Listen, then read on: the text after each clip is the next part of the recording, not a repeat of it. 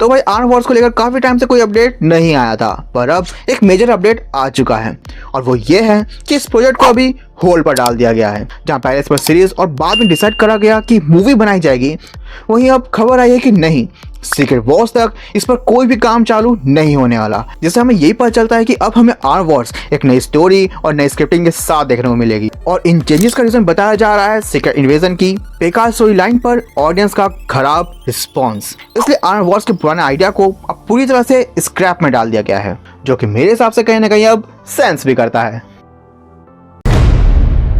तो भाई बहुत टाइम से खबरें आ रही थी कि नोवा की सीरीज आने वाली है, तो इसी से रिलेटेड कुछ अपडेट्स निकल कर आई है।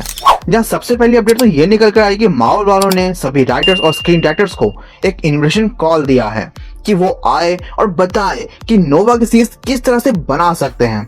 बस ध्यान इस बात का रखना कि नोवा के सीरीज की वाइब 80s के मिलिट्री मूवी जैसी आनी चाहिए, जहां सीरीज का मेन हीरो रिचर्ड राइडर रहना चाहिए और इसका एंटागोनिस्ट एनहाइलस रहना चाहिए।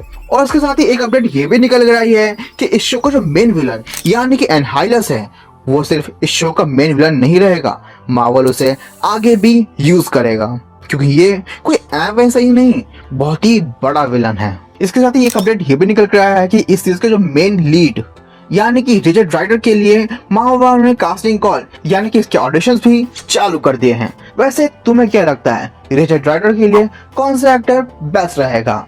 Let me know in the comments. तो मार्वल स्टूडियोज की तरफ से एक और खबर हमारे सामने आई है और वो है टिचाला यानी कि ब्लैक पैंथर को लेकर। खबरों के माने तो चैडविक बोसमैन के कैरेक्टर टिचाला को लेकर मार्वल स्टूडियोज रिकास्टिंग करने वाला है। क्या बात कर रहे हैं?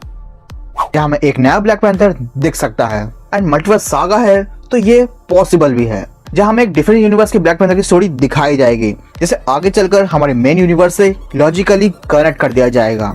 और रूमर्स की माने तो आरडीजे के एज अ डॉक्टर डूम के अनाउंसमेंट के बाद ही Marvel studios already black panther के रोल के लिए कुछ एक्टर्स को कंसीडर कर चुका है। तो क्या तुम नई ब्लैक पैंथर के लिए एक्साइटेड हो? Let me know in the comments. तो एक और मुख्य सूत्र से खबर आ रही है कि हल्क को लेकर मार्वल स्टूडियोज एक प्रोजेक्ट पे काम कर रहा है और वो प्रोजेक्ट हल्क की सोलो मूवी रहने वाली है। वो इससे पहले खबर आई थी कि Marvel studios Hulk versus Wolverine के प्रोजेक्ट पर भी काम कर रही है, जो कि फिलहाल तो अपने आइडिया स्टेज पर है और उस पर भी प्रोग्रेस अभी चल ही रहा है। और इस प्रोजेक्ट कभी हमारे सामने आना भी होगा तो वो अभी नहीं, आगे चल के म्यूटेंट सागा के टाइम पर हमारे सामने आएगी।